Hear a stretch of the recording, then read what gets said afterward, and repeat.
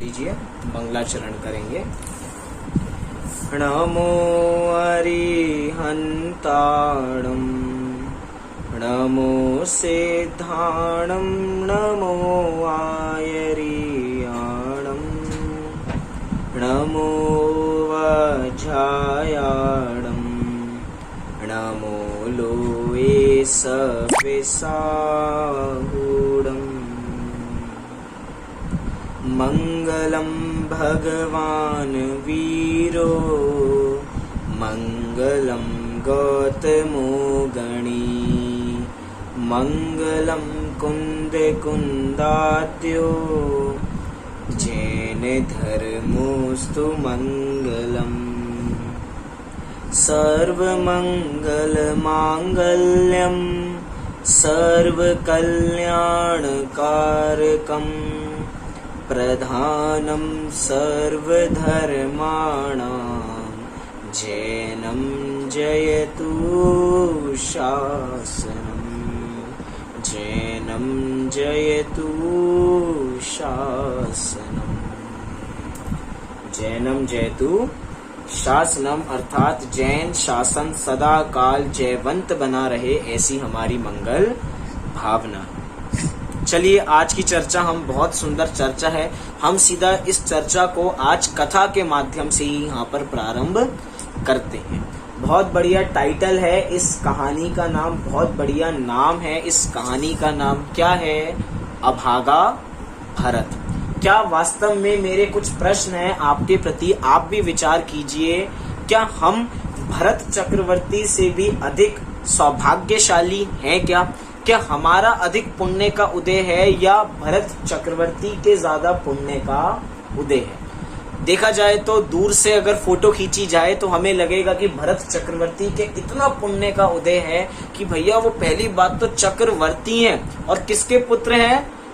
राजा ऋषभ देव के पुत्र हैं, जो स्वयं भी तीर्थंकर हो चुके हैं और स्वयं भी अब जो उनके पिताजी वो भी तीर्थंकर हो चुके हैं और वे स्वयं भी तीर्थंकर होने वाले हैं और बाद में तीर्थंकर तो चक्रवर्ती तो हैं ही और बाद में वो भगवान होंगे। और साथ ही साथ में उनके जो भरत चक्रवर्ती जी के भी पुत्र कौन? मारीची, जो पुरुषार्थ करके कौन बनने वाले हैं? महावीर भगवान बनने वाले हैं। हम ऐसे भरत जी की बात यहाँ पर कर रहे हैं, लेकिन वो भरत जी अपने को कैसा देख रहे हैं? वो भरत जी अपने को समझ रहे हैं कि मैं इस दुनिया का सबसे बड़ा अभागा हूँ।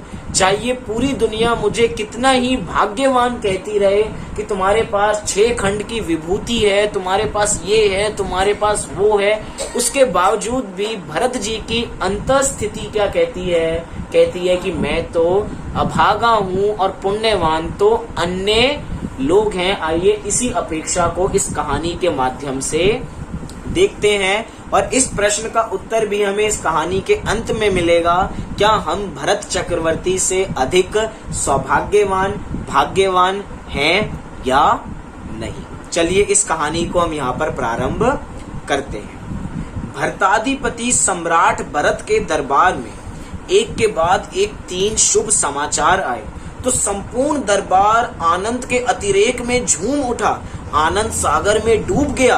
पर सम्राट भरत जल से भिन्न कमलवत अलिप्त ही रहे। सोचिए 3 ऐसी सुघटनाएं घटी, या यूं कहूं कि 3 ऐसे शुभ समाचार मिले जिसको जान के चारों ओर हर्ष उल्लास है, लेकिन उसके बावजूद भी भरत चक्रवर्ती उन सब हर्ष उल्लास से अलग होके, उससे अलिप्त होके कमल की भांति अलिप्त रहते हैं। जैसे कमल कहाँ रहता है? कमल रहता तो जल में ही है, खिलता तो जल में ही है, पानी में ही है, लेकिन पानी में रहते हुए भी कैसा रहता है? पानी से बिल्कुल अभिन्न रहता है। आप कभी कमल की पानी में से निकाल के देखिए, फिर क्या होगा?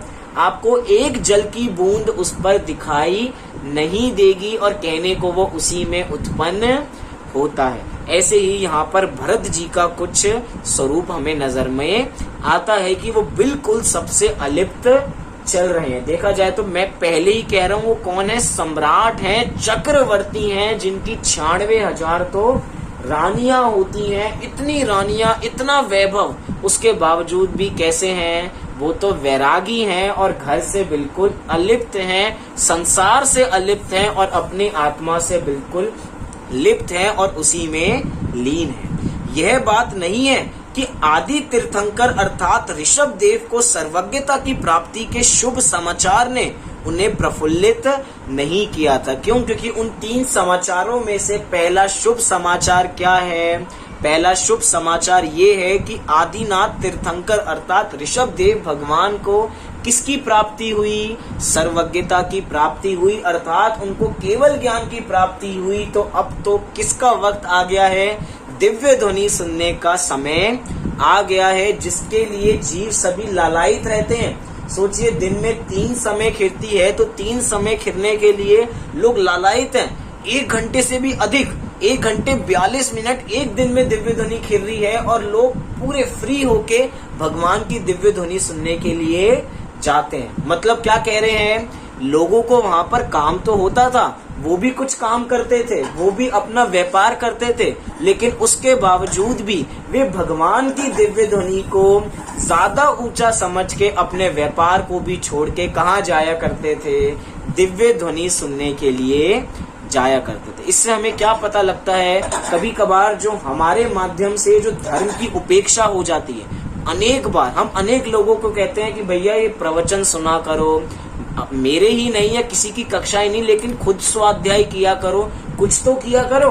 इतना समय तुम्हारे पास है और इतना समय तुम व्यर्थ कर रहे हो। 24 घंटे सब अपने घर में है, 8 घंटे तुम सो लिए, उसके बाद तुम कुछ खेल लिए, पी लिए, खा लिया, टीवी देख लिया, मोबाइल चला लिया, लेकिन ये जीव कहता है कि मेरी धर्म में रुचि नहीं लगती। जैसे ही मैं धर्म पढ़ने के लिए बैठता हूँ, धर्म की बातें मेरी कान में आती हैं, मुझे नींद आने लग जाती है। भैया हमें तो वही कैरम खेलना, लूडो खेलना, गप्पे लड़ाना, इन्हीं बातों में मजा आता है। लेकिन उस समय को याद कीजिए जब 3 समय दिव्य ध्वनि खिर रही है और कोई भी जीव बिना आलस के दिव्य ध्वनि सुनने के लिए जाता है। इस प्रकार वहां के जीव हैं। तो ऐसी बात नहीं है कि आदि तीर्थंकर ऋषभ देव को सर्वज्ञता की प्राप्ति हुई, उनको हर्ष नहीं हुआ।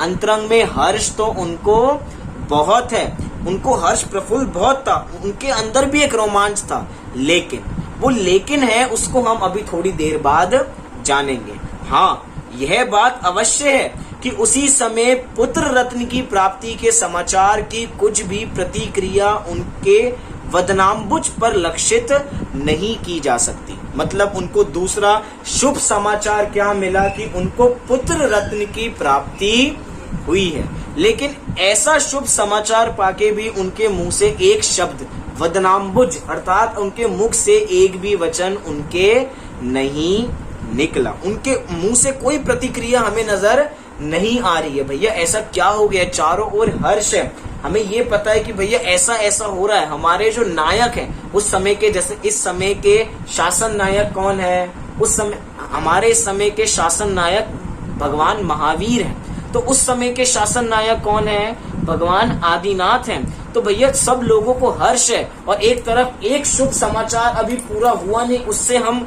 इतने खुश हो ही रहे हैं कि इतने में दूसरा शुभ समाचार की प्राप्ति होती है कि भैया भरत चक्रवर्ती को पुत्र रत्न की उत्पत्ति हुई है। तो भैया एक साथ 2 शुभ समाचार, ना केवल 2 शुभ समाचार, तीसरा शुभ समाचार भी इंतजार कर रहा है। और वो तीसरा शुभ समाचार क्या है? जब चक्र रत्न की प्राप्ति का समाचार मिला तब तो वो एकदम गंभीर हो गए। एक तरफ तो नगरवासी खुश हो रहे हैं कि भैया चक्र रत्न की प्राप्ति हो गई है। चक्र रत्न क्या है भैया? 6 खंडों को जीतना। वास्तव में यहाँ पे तो चक्रवर्ती 6 खंडों को जीतने जाते हैं, हमें किसी 6 खंड को जीतने नहीं जाना। हम मात्र अपनी एक अखंड आत्मा को जीत लेंगे तो समझिए हमने 6 खंडों को जीत लिया। भरत चक्रवर्ती भी क्या करते हैं? उन 6 जो अलग अलग खंड हैं उनको जीत कर अपना अखंड ही तो बनाते हैं। क्या करते हैं? वो भी तो उसको अखंड ही बनाते हैं। वो 6 अलग अलग हिस्सों में बटा हुआ है। कोई अर्ध चक्री है जिसके पास 3 खंड है, कोई 3 खंड है, उस सबको जीत कर आते हैं और क्या हो जाते हैं? क्या हो जाते हैं? एक खंड बना देते हैं 6 खंड का, मतलब खंड खंड को अखंड कर दिया। ऐसे ही ये जो भगवान आत्मा का आज हमने इतनी दुर्दशा की है, कैसी दुर्दशा की है, हमने इसको खंड खंड में बांट दिया है। हमने अपनी इन इंद्रियों के माध्यम से इसको 5 विषयों में लगा के क्या कर दिया, अखंड को खंड खंड कर दिया। लेकिन हमें ये कार्य करना नहीं है, हमें भी इस खंड को अखंड करके वो अखंडता पे विजय प्राप्त करनी है।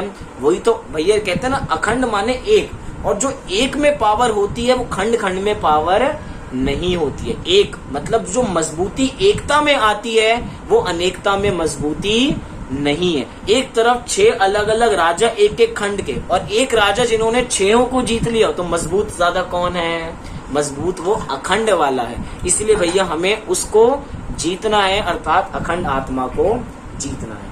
लेकिन यहाँ पे प्रसंग ये प्राप्त नहीं है। यहाँ पे कह रहे हैं उनको 3 शुभ समाचार मिले हैं, उसके बावजूद भी जैसे उन्होंने सुना कि मुझे चक्र रत्न की प्राप्ति हुई है, वो तो और गंभीर हो गए। उनका आनंद अतिरेक कपूर की भांति काफूर हो गया, अर्थात जैसे कपूर रखते हैं तो कुछ समय में उड़ जाता है, ऐसे ही उनका आनंद भी दूर चला गया था। मुखमंडल पर प्रतिबिंबित भरत के अंतरंग में अपरिचित संपूर्ण दरबार यद्यपि आनंद मग्न था, तथापि तीव्रतम निरीक्षण शक्ति से संपन्न महात्मा से कुछ भी छिपा नहीं था। जगत में ऐसा कौन सा प्रमेय है जो सतर्क प्रज्ञा का अगम्य है। कुछ ऐसे शब्द आए, क्या अर्थ है यहाँ पे कि जगत में ऐसा कौन सा प्रमेय है जो सतर्क प्रज्ञा को अगम्य हो, अर्थात ऐसा कोई जगत में पदार्थ नहीं है जो भगवान के ज्ञान में नहीं आता हो। चाहे भरत जी अंतरंग में भाव दबा के बैठे हैं, लेकिन भैया जो तीव्र महात्मा है, अर्थात जो केवल ज्ञानी है, उनके ज्ञान में तो सभी सब कुछ झलकता है। हमने थोड़े दिन पहले तो नहीं, कुछ पिछले 1 साल पहले हमने लघु जैन सिद्धांत प्रवेशिका का अध्ययन किया था। हमने उसमें से 6 सामान्य गुणों का अध्ययन भी किया था। 6 सामान्य गुणों में से वो कौन सा गुण है जो इस शक्ति को प्रदर्शित करता है, कि कौन सा गुण है, प्रमेयत्व गुण। क्या कहता है प्रमेयत्व गुण, कि जिस शक्ति के कारण, क्या कह रहे हैं, जिस शक्ति के कारण कोई ना कोई, मतलब कि कोई ना कोई ज्ञान का विषय अवश्य बनता है। मतलब जगत में ऐसी कोई वस्तु नहीं है जो किसी न किसी के ज्ञान की गे नहीं बने। मतलब एक तो है जिसके ज्ञान में सब कुछ झलकता है, तो वो अंतरंग में कितना ही छुपा रहे हो। 3 समाचार मिले, लेकिन सबसे बड़ी बात है 3 शुभ समाचार जिसको मिले हैं वो अंतरंग में दुखी है, अपने को भाग्यवान नहीं समझ रहा, अपने को कैसा समझ रहा है, अपने को अभागा समझ रहा है कि भैया मैं सबसे बड़ा अभागा हूं। क्या क्या कारण है अपने को अभागा समझने के लिए, आइए आगे कहानी में देखते हैं। दरबार की समाप्ति पर एकांत पाकर महामात्म ने कहा कि आह्लाद के अवसर पर, अर्थात खुशी के अवसर पर, सम्राट की गंभीरता का रहस्य क्या यह शूद्र सेवक भी जान सकता है। सेवक ने बड़े प्रेम भाव से पूछा, क्या मैं भी आपकी इस गंभीरता के पीछे का रहस्य जान सकता हूँ? क्या महात्मा को भी हृदय का रहस्य वाणी से बताना पड़ेगा? भरत चक्रवर्ती कह रहे हैं, क्या मुझे अपने इन बातों को भी अपने शब्दों से बताना पड़ेगा? क्या तुम इसको जान नहीं पा रहे हो? क्या मेरी मौन मुद्रा से तुम्हें कुछ सूचना, कुछ समाचार नहीं प्राप्त हो रहा है? सम्राट के इस विश्वास को यह अनुचर अपनी अनुपम निधि समझता है, पर पर्यायों के क्रम नियमित परिणमन को कौन टाल सकता है? क्योंकि भैया जो पर्याय हैं वो तो क्रम से ही जमी रहती हैं, कोई भी पर्याय अक्रम से नहीं होते। सारी पर्याय आप कुछ भी देख लीजिए, A to Z जो पर्याय हैं वो क्रम से ही जमी है। आप कोई मूवी देखने जाते हैं, क्या हम कोई भी पिक्चर देखने जाते हैं तो वो क्रम से चलती है या अक्रम से चलती है?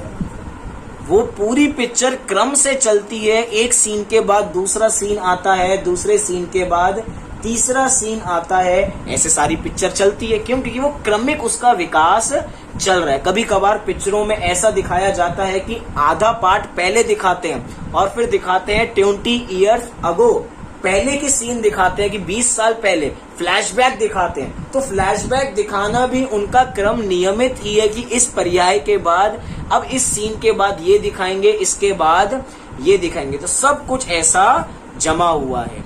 सम्राट को इस महत् सत्य पर भी विचार करना चाहिए। अपने नियत क्रम में घटने वाली घटनाओं को साक्षी भाव से स्वीकार करना ही दृष्टिवंत का कर्तव्य है। ऐसा कौन कह रहा है? कौन कह रहा है ऐसा? भरत चक्रवर्ती सम्राट कह रहे हैं या उनके सेवक कह रहे हैं? विचार करो। उनके सेवक उनको ऐसा कह रहे हैं कि भैया आपको ऐसा विचार करना चाहिए कि सारी पर्याय क्रम से ही जमी है, आप इतने निराश क्यों हो रहे हो? आपको 3 शुभ समाचार मिले हैं, आप तो खुश हो। ये ऐसे ही जमे थे कि आपको 3 समाचार एक समय में मिलने थे, तो आपको तो खुश होना चाहिए। हम तो बहुत खुश हैं, लेकिन भैया आप ऐसे दुखी क्यों हो? वास्तव में वो दुख नहीं है, उनके अंतरंग की पीड़ा है जो हम आगे जानने वाले हैं। श्रद्धास्पद सत्य को स्वीकार करने के लिए राग बाध्य नहीं होता। इस पर्यायगत सत्य को भी टाला नहीं जा सकता। निरंतर प्राप्त होने वाली भाग्योदय की बधाइयां स्वीकार करते करते अब यह अभागा भरत ऊब गया है। अब उनको पसंद नहीं आ रहा कि उनको इतने सारे शुभ समाचार मिल रहे हैं, किसमें जाएं? संकट तो ये है ना, कई बार अपने साथ नहीं होता, शादियों का सीजन चल रहा हो तो 10 कार्ड एक साथ आ गए और एक ही डेट के आ गए और एक ही टाइम के आ गए। अब हमारे पास स्थिति ये है, खाना तो हमें अच्छा लगता है और 10 शादियों में हम जाना चाहते हैं, लेकिन हम भाग्यशाली हैं या अभाग्यशाली हैं? विचार करो। जाने तो हम चाहते हैं, हम विचार कर रहे हैं कि भैया काश ये शादी 10 दिन होती तो 10 दिन जाने को अलग अलग दिन मिलता, आराम से मजे करते, रोज खूब खाते, मस्ती करते, लेकिन एक ही दिन 10 शादियां आ गई। अब बताओ उस समय हम कैसा विचार करेंगे? हम कैसा विचार करेंगे? भैया ये 10 शादियां क्यों हो गई? जिस एक शादी में भी जाएंगे तो ये सोचेंगे वो 9 शादियां छूट रही हैं, वो 9 शादियां छूट रहे। ज्यादा ज्यादा कितनी कवर कर लेंगे? एक में चले जाएंगे, उससे छूट के 2 में, 3 में, 10 में तो नहीं जा पाएंगे। ऐसे ही भरत चक्रवर्ती को एक साथ 3 शुभ समाचार मिले। एक तरीके से प्रजा वालों के लिए तो खुशी का महोत्सव है, 1 नहीं 2 नहीं 3 है, लेकिन भरत जी के लिए एक चैलेंज आ गया कि भैया एक तरफ 6 खंड को जीतने के लिए जाना है, एक मार्ग ये है, एक तरफ भगवान की दिव्य ध्वनि लगी हुई है, तो भैया उनको लग रहा है कि भगवान की दिव्य ध्वनि सुनने के लिए जाया जाए, और एक तरफ पुत्र की उत्पत्ति हुई है। तो बताइए भैया ये तो महासंकट आ गया, धर्म संकट है। मैं इसमें जाऊं, मैं इसमें जाऊं या मैं इसमें जाऊं? आप विचार कीजिए कि हमें किसमें जाना चाहिए। हम 6 खंड को जीतने के लिए जाएं, हम अगर अभी 6 खंड को जीतने के लिए नहीं जाएंगे तो चक्र रत्न चला जाएगा, हम 6 खंड के अधिपति नहीं हो पाएंगे।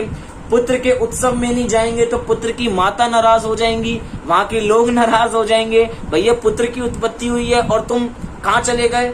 दिव्य ध्वनि सुनने चले गए। तुम कहाँ चले गए? तुम 6 खंड का राज्य करने चले गए। अगर दिव्य ध्वनि सुनने गए हैं तो ये 2 चीजों से वंचित रह जाते हैं, तो भैया वो बड़े महासंकट में है कि वो कहाँ जाएं। लेकिन भरत चक्रवर्ती के अंतरंग में क्या चल रहा है, ये तो मैं आपको विचार दिला रहा हूं कि ऐसा हो सकता है कि वो सोच रहे हो, लेकिन वास्तव में उनके अंतरंग में क्या परिणति चल रही थी वो हमें इस कहानी के माध्यम से ही पता लगेगा। लेकिन क्या कह रहे हैं कि निरंतर प्राप्त होने वाली भाग्योदय की बधाइयां स्वीकार करते करते यह अभागा भरत ऊब गया था।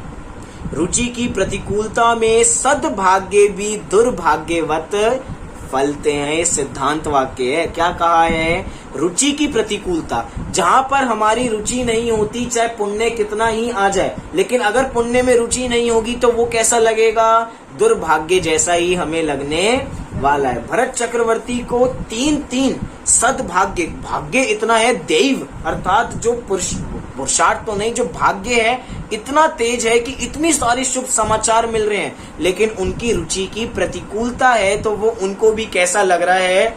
दुर्भाग्यवश, दुर्भाग्य के समान लग रहा है। अब हम अपने को विचार करें, अपने को ऐसे 3 शुभ समाचार मिले तो हम भाग्यशाली कहलाएंगे या क्या कहलाएंगे? देखने को तो लोक में तो फोटो बाहर से खींचे तो यही कहा जाएगा कितने भाग्यशाली हैं, इतने सारे समाचार एक साथ, जैसे कि पुण्य का लोटा तो बस इनके पास ही है कि इतना पुण्य फलता है, इतना पुण्य फलता है, इन्हीं के पास सब कुछ आता है। लेकिन अंतरंग में वो जीव विचार कर रहा है कि मैं कहाँ जाऊं, यहाँ जाऊंगा तो वहां छूटेगा, यहाँ जाऊंगा तो वहां छूटेगा। लेकिन अंतरंग में चल रहा है कि अगर दिव्य ध्वनि सुनने के लिए नहीं जाऊंगा तो बाकी सब बेकार है। अगर मैं यहाँ चला गया और दिव्य ध्वनि सुनने नहीं गया तो मेरा जीवन बेकार है। मैं यहाँ चला गया और दिव्य ध्वनि सुनने नहीं गया तो मेरा जीवन व्यर्थ है। ऐसा किसको लग रहा है? भरत चक्रवर्ती जी को लग रहा है। मतलब क्या कह रहे हैं? ऐसी लाख हमें क्या है कि लाख हमें ऐसे शुभ समाचार मिले और उन लाख शुभ समाचारों में अगर एक स्वाध्याय का शुभ समाचार हो तो हम किसको चूज करेंगे, ये विचार करें। कभी कभार क्या होता है कि हम स्वाध्याय को गौण कर देते हैं, उसको बाद में कर लेंगे, जरूरी थोड़ी है। गौण की तो मैं स्वाध्याय जीवों के लिए बात कर रहा हूँ। कुछ लोग तो स्वाध्याय करना ही पसंद नहीं करते हैं, उनको पता ही नहीं है स्वाध्याय होता क्या है, उनको तो इसकी खबर ही नहीं है। लेकिन कह रहे हैं कि भैया जो तत्व के प्रेमी होंगे वो तो कहाँ जाएंगे? वो तो कहाँ जाएंगे? स्वाध्याय में। कहाँ जाएंगे? समो शरण के अंदर दिव्य ध्वनि सुनने के लिए जाएंगे। लेकिन ऐसा संकट है भैया, क्या करें? जिस चक्र रत्न की प्राप्ति को जगत बड़ा भारी भाग्योदय समझता है, हम भी उस चक्र रत्न को बहुत भाग्योदय समझते हैं। चक्रवर्ती जैसा पद 63 शलाका पुरुषों में, शलाका पुरुष माने जो महान पुरुष हैं। आपको पता है प्रथमान युग की परिभाषा क्या है? 63 शलाका पुरुषों की कहानियों को ही क्या कहते हैं? प्रथमान युग कहते हैं। जहाँ पे 63 शलाका पुरुषों की प्रसंग सुनाए जाते हैं उसको प्रथमान युग कहते हैं और उसमें चक्रवर्ती का एक स्थान होता है। अब उन चक्रवर्तियों को भी हमें क्या लग रहा है कि चक्रवर्ती पद मिल जाए, एक बार चक्रवर्ती पद मिल जाए, 96,000 रानियों को भोग करने का अवसर मिल जाए, ऐसा हम विचार कर रहे हैं। इतनी सारी संपदा मिल जाए, 6 खंड मिल जाए। लेकिन भरत चक्रवर्ती क्या सोच रहे हैं कि जिन ध्वनि श्रवण में अंतराय स्वरूप होने से उसी की उपलब्धि ने आज राजाधिराज को आंदोलित करके रख दिया है। क्यों? क्योंकि अब दिव्य ध्वनि सुनने के बीच में वो अंतराय बन गया है कि अब मैं दिव्य ध्वनि सुनने नहीं जा पाऊंगा। तो विचार करो, उनके हृदय में चल रहा होगा कि मैं सबसे बड़ा अभाग्यवान हूं और जितनी जनता है वो सारी कैसी है? वो सबसे ज्यादा भाग्यवान है जिसको इस समय में क्या सुनने को मिल रही है? दिव्य ध्वनि सुनने को मिल रही है। वो 3 समाचार मिले, इतने तो लोग दौड़ के समो शरण में पहुंच गए। और यहाँ पर भरत चक्रवर्ती चिंतन में ही है कि भैया क्या करें, जाएं या नहीं जाएं। मैं सबसे बड़ा अभाग्य हूँ। अपने को देख रहे हैं, विचार कर रहे हैं, लेकिन लोग तो वहां पे चले गए। मतलब कि सबसे बड़ा भाग्य क्या है? सबसे बड़ा भाग्य है जिन दर्शन को पाना। सबसे बड़ा भाग्य है उस जिन दर्शन को पाके निज के दर्शन करना। और थोड़ा मैं बीच में बताऊं क्या है भाग्य? ये है कि हमें जिनेंद्र भगवान की वाणी को सुनने मिलना। हम क्या समझते हैं भाग्य को? हम समझते हैं कि हम हमारे घर में एक नौकर चाकर हो, हम तो भैया बहुत भाग्यवान हैं, हमें कुछ काम ही नहीं करना पड़ता। इस कोरोना के टाइम पे भी हमारे घर में तो काम करने वाले आते हैं, हम आराम से मस्त हैं। हम तो बहुत भाग्यवान हैं। हमारे पास एक गाड़ी है, उस एक गाड़ी को चलाने के लिए एक नौकर है, मतलब ड्राइवर है। हम बहुत भाग्यवान हैं। हमारे पास इतनी गाड़ियां हैं, हम तो जब भी जाते हैं हमेशा कैसे जाते हैं? बाय एयर ही जाते हैं, प्लेन में जाते हैं। भैया हम तो रिक्शा में बैठना बिल्कुल पसंद ही नहीं करते हैं। हम तो हमेशा ऊंची सवारी, हमें ट्रेन में जाना पसंद नहीं। अगर ट्रेन में जाना भी पड़े तो भैया स्लीपर क्लास में नहीं, किस में जाना पसंद करेंगे? 3rd टायर एसी भी नहीं, 1st क्लास में बैठ के जाना पसंद करेंगे। हम इसको अपना भाग्य समझते हैं। थोड़े से ज्यादा मेहनत कर लें तो थोड़ा पैसा आने लग जाता है, तो हम उसको क्या समझते हैं? हम कितने भाग्यवान हैं, हमारा पुण्य कितना तेज है जो हमारा साथ देता है। हम तो बहुत भाग्यवान हैं, हम बहुत भाग्यवान हैं। लेकिन भैया भाग्यवान वो नहीं है। भरत चक्रवर्ती के पास 6 खंड हैं, लेकिन वो 6 खंडों से अपना महात्म नहीं जानते हैं। वो किससे जानते हैं अपना महात्म? कि भैया एक बार रोज जैन दर्शन, मतलब जैन दर्शन का स्वाध्याय हो जाए, रोज देव के दर्शन हो जाएं, मतलब कि देव शास्त्र गुरु की शरण में चले जाएं, ये इसको अपना भाग्य समझते हैं। और हम क्या समझते हैं? सबसे बड़ी बात है तो हम तो मंदिर ही जाना पसंद नहीं करते हैं। आज के समय में तो चलो अभी थोड़ी रिस्ट्रिक्शंस हैं, तो आज के समय में लोगों को बहाना मिल गया। अभी हम कहें मंदिर चले जाओ, अरे मंदिर जी बंद है ना, अभी कैसे जाएंगे? अभी तो भैया हम मंदिर नहीं जा सकते। लेकिन जब खुलते हैं तब भी तुम कहाँ जाते हो? उस समय में जाओ। क्यों? क्योंकि ये भाग्य से मिला है। हम तो विचार करें हम कितने भाग्यवान हैं। एक तरफ ये मंदिर, एक तरफ ये मंदिर, हम तो पूरे जिन मंदिरों से ही घिरे हुए हैं। मतलब कि हर जगह से हमें देव दर्शन की प्राप्ति होती है। और कितनी दूरी पे प्राप्ति होती है?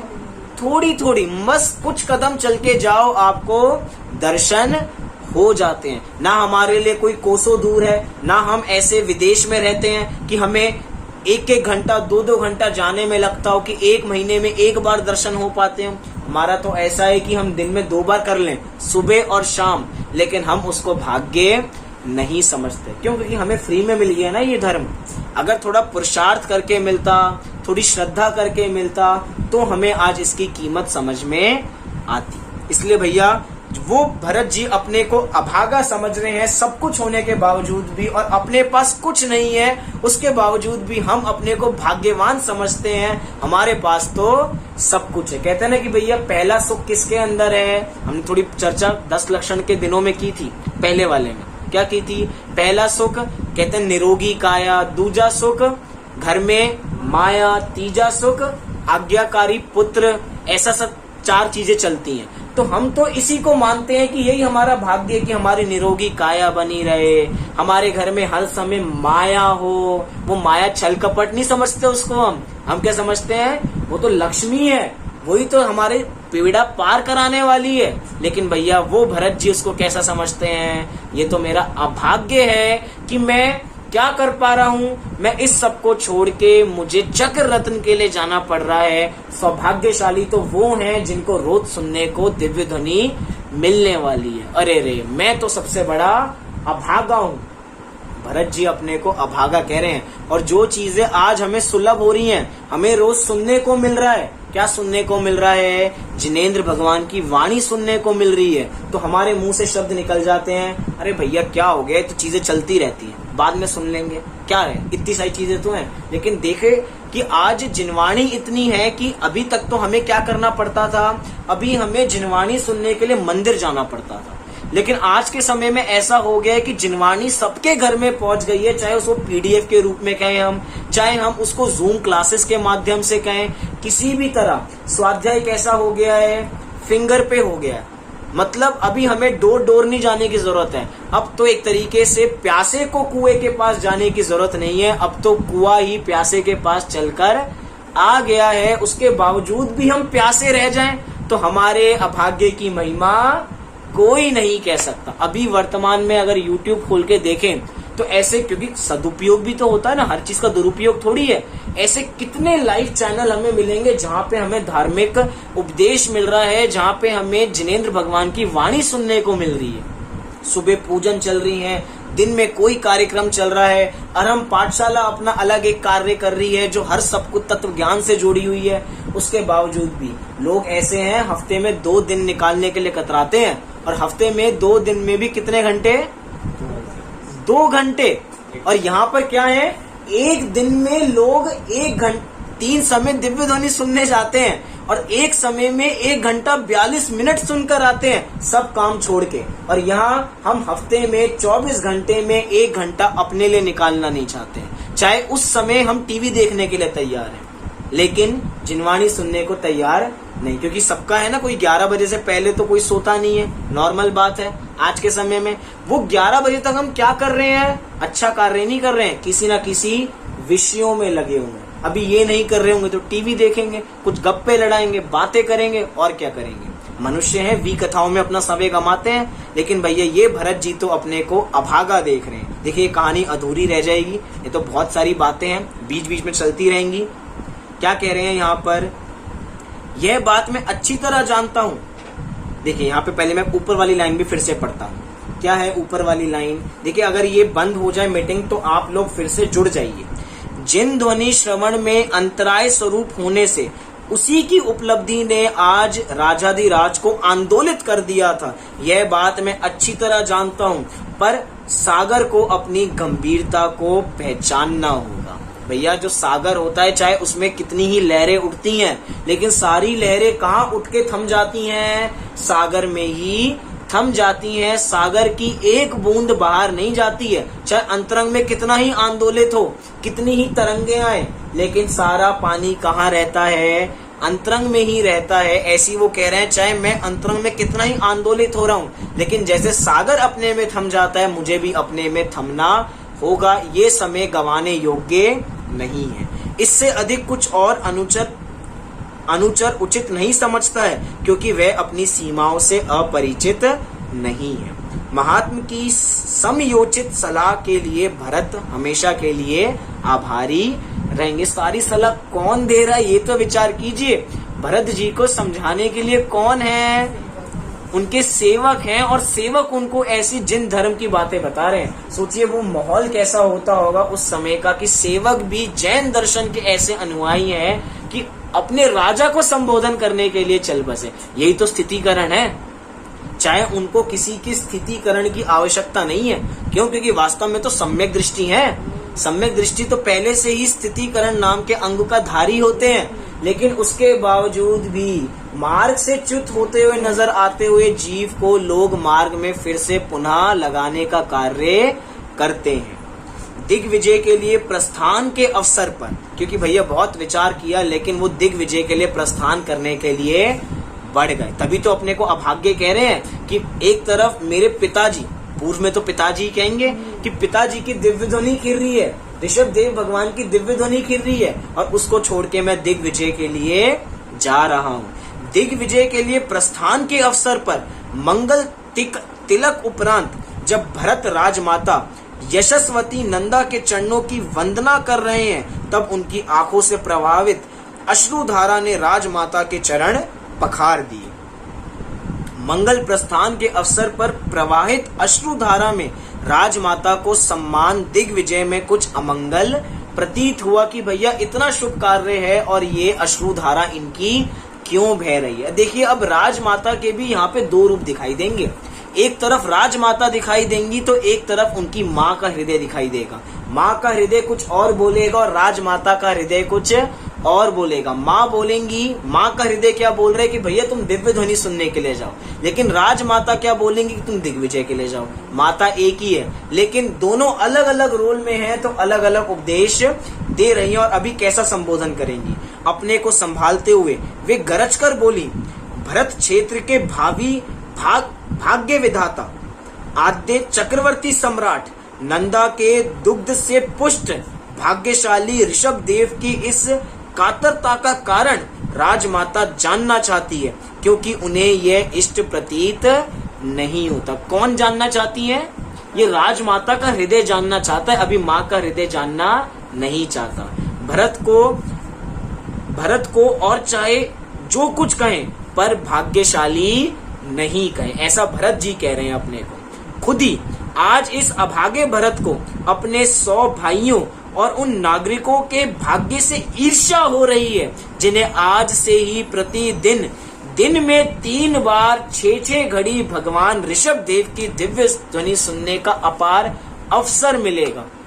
कैसे ईर्ष्या हो रही है कि भैया उन्हें स्वाध्याय करने का अवसर मिल रहा है, मैंने क्या किया था बोलने में अच्छा नहीं लगेगा। मैंने ऐसे कौन से कर्म किए थे जो आज मुझे उस दिग्विजय के लिए जाना पड़ रहा है और मैं स्वाध्याय से वंचित हो रहा हूँ। देखा जाए तो कितने भाग्यशाली हैं भरत चक्रवर्ती, लेकिन इस परिस्थिति में अपने को अभागा देखते हैं कि भैया मैं दिव्य ध्वनि सुनने के लिए नहीं जा पा रहा हूँ तो मैं नपुंसक के समान हूँ। मैं जिनेंद्र भगवान की वाणी सुनने नहीं जा पा रहा हूँ, और मेरे 100 भाई, पूरी जनता कितनी सौभाग्यवान होगी, मैं तो उनको ही भाग्यवान समझता हूँ। मेरा इतना भाग्य का उदय नहीं है। कह रहे हैं 6-6 घड़ी, एक घड़ी माने 24 मिनट, उसके हिसाब से हम लगाएं पूरा।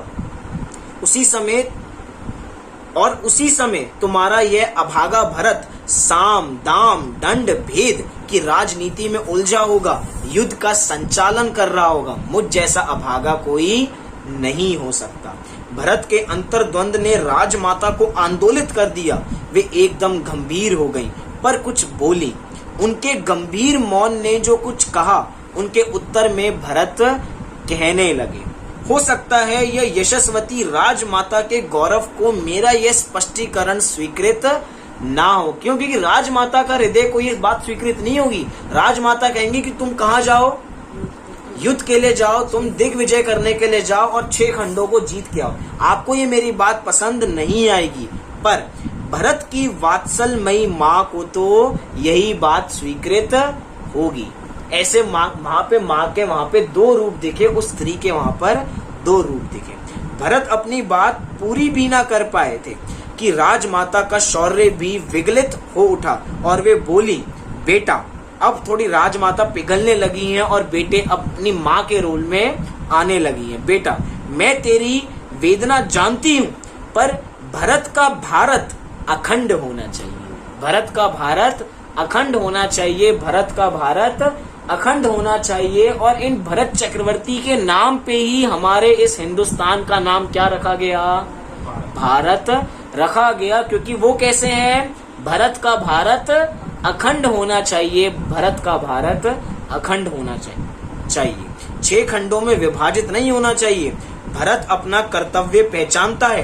कर्तव्य की ठोकर बुद्धि ही बर्दाश्त कर सकती है, हृदय नहीं। हृदय नहीं। जितना इसको हम खोलेंगे उतने ही भाव हम उतने ही डीप जाते रहेंगे। लेकिन अभी अपने पास थोड़ा समय कम है। क्या कह रहे हैं आगे? चक्रवर्ती की आंखों में आंसू शोभा नहीं देते हैं, ऐसे उनकी राजमाता, उनकी माता उनको बोल रही हैं। वो अब सामने से भरत चक्रवर्ती कहते हैं कि माता के सामने भी क्या ये आंसू शोभा नहीं देते हैं? बात माँ की नहीं है, इस समय राज माता की है कि तुम दिग्विजय करने के लिए प्रस्थान करो। तुम बाद में दिव्य ध्वनि सुन लेना। अगर अभी तुमने 6 खंडों को नहीं जीता तो ये चक्रवर्ती पद तुम्हारा चला जाएगा और तुम इस अखंड खंड भारत को जीत नहीं पाओगे। जन भावना जानने के लिए अब देखिए, अब तीसरी कहानी यहाँ से प्रारंभ होती है शॉर्ट में ही। अब क्या कहानी प्रारंभ हो रही है? अब भरत चक्रवर्ती कहाँ चले गए हैं? दिग्विजय करने के लिए चले गए हैं। तो अब क्या होता है बीच बीच में कि जन भावना जानने के लिए सम्राट भरत के गुप्तचर संपूर्ण आर्यवत में निरंतर सक्रिय रहते थे। भैया हर जगह टेंट बने रहते हैं, तो सब लोग हर जगह निगरानी रखते हैं कि हमें यहाँ जाना है, अब यहाँ जाना है। गुप्तचरों से बातें होती रहती हैं। जो कार्य जहां भी सेना का पड़ाव होता, रात्रि में गुप्तचरों से प्राप्त सूचनाओं पर उच्च स्तरीय मंत्रणा चला करती थी। गुप्तचर विभाग के अध्यक्ष ने आज का विवरण प्रस्तुत करते हुए कहा, क्या प्रस्तुत किया? कि जो कार्य वर्षों के घमासान युद्धों से संभव ना हो सका, वह कल की घटना से संपन्न हो गया। वो कल की घटना कौन सी थी? आज सारा आर्यवर्त सम्राट भरत के भाग्य की सराहना कर रहा है, उनके सौभाग्य को अभिभूत कर रहा है कि इतने सौभाग्यवान है कि वो चक्रवर्ती 6 खंड को जीतने के लिए चले हैं, कि उनका भाग्य इतना है उनको लड़ाई करनी ही नहीं पड़ रही। उनको यहाँ पर अपना विषय चालू ना करूं तो कैसा लगेगा? थोड़ा बुरा लगेगा। भैया हम सब उपस्थित हो गए हैं, आप बोलना चालू करो। लेकिन वो असमय में उनकी दिव्य ध्वनि खिरने लग गई, क्योंकि उनका भाग्य उदय कुछ इस प्रकार का था। आप अर्धरात्रि में भगवान ऋषभ देव के दर्शन करने जो पधारे थे, वास्तव में ये तो बहुत भाग्य का ही कार्य है। इससे राजनीति का क्या लेना देना? ये तो मेरा व्यक्तिगत रुचि का कार्य है ना। मेरा इतना थोड़ी शॉर्ट में कहानी चल रही है ना। क्या कह रहे हैं लोग? अब बातें बनाएंगे कि भैया ये तो राजनीति वाले हैं, ये तो 6 खंड को लड़ने के लिए गए हैं। जैसे राजनीति वाले, कोई राजनीति कहीं इलेक्शन हो और कहीं उनको जीतना हो तो किसी भी धार्मिक माहौल में चले जाएंगे, क्या होगा? और धर्म के कार्यों में घुस जाएंगे और सारे वोट वहां कर लेकर आ जाएंगे, अपना वोट बैंक भर लेंगे। तो ऐसा लोग कहेंगे कि भैया ये तो कहाँ गए थे? 6 खंड को जीतने के लिए गए थे और बीच में कहाँ चले गए? दिव्य ध्वनि सुनने के लिए चले गए। तो भैया ये तो इनकी राजनीति लगती है, हो सकता है इसके माध्यम से जीतना चाहते हो। तो भरत चक्रवर्ती अंदर से कह रहे हैं ये तो मेरा व्यक्तिगत कार्य था ना, इसको तुम राजनीति से मत जोड़ो। राजनीति अपना रस सब जगह से ग्रहण करती है। अब उनके जो लोग हैं वो बोल रहे हैं जो राजनीति है वो हर जगह से खेली जाती है। देश की अखंडता के लिए मात्र जमीन ही जीतना जरूरी नहीं है, जनता का दिल भी जीतना जरूरी है। धर्म प्राण जनता धार्मिक सद्भाग्य से ही समर्पित होती है, सम्राट को यह भूलना नहीं चाहिए। भैया वो इतनी धार्मिक है कि धर्म के माहौल में अपने को प्रवेश कर लेती है, तो वो आपके इस धार्मिक कार्य से ही अपना सौभाग्य मान रही है। नहीं, मैं अपनी व्यक्तिगत भक्ति का राजनीतिक लाभ उठाना, भरत चक्रवर्ती कह रहे हैं कि मैं राजनीतिक लाभ उठाना नहीं चाहता।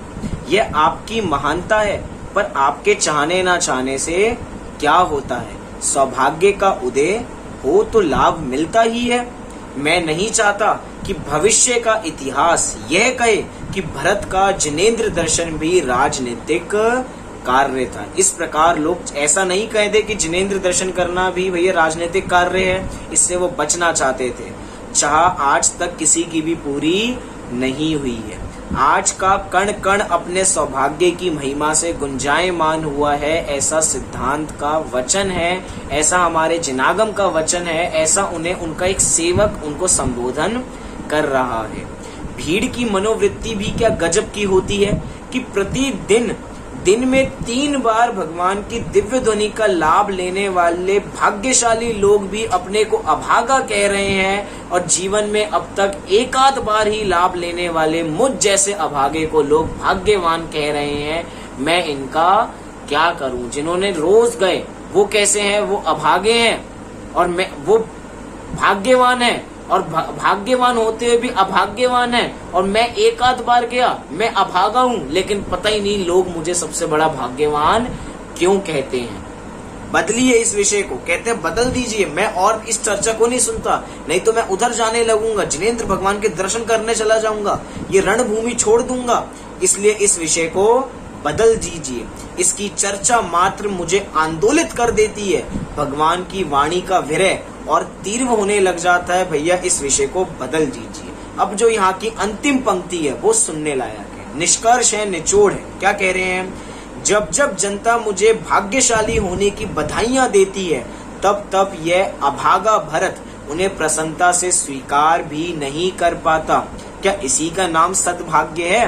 बताइए, सद्भाग्य क्या है? जो सुन नहीं पा रहा दिव्य ध्वनि, लोग उसको भाग्यवान कह रहे हैं, और जो रोज सुनने जा रहे हैं अपने को अभाग्यवान समझ रहे हैं। भरत जी इस चर्चा को समझ नहीं पा रहे हैं। चाहे भरत जी तो अपने को अभागा समझ रहे हैं, लेकिन भैया हमें दिव्य ध्वनि सुनने को प्रतिदिन मिलती है। दिव्य ध्वनि अर्थात जिनेंद्र भगवान की वाणी हमें रोज सुनने को मिलती है, उसका हम निरंतर लाभ लें तो सबसे बड़े सौभाग्यशाली हम होंगे।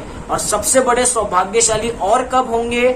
जब उनकी बातों पर, जिनेंद्र भगवान की बातों को हम उनके मार्ग को अपने जीवन पर अप्लाई करेंगे, तभी हम उनके जैसा बन पाएंगे। इसलिए हम अपने को भाग्यवान समझते हुए इस मार्ग पर लगें और अपना कल्याण करें। इसी मंगल भावना से जय जिनेंद्र।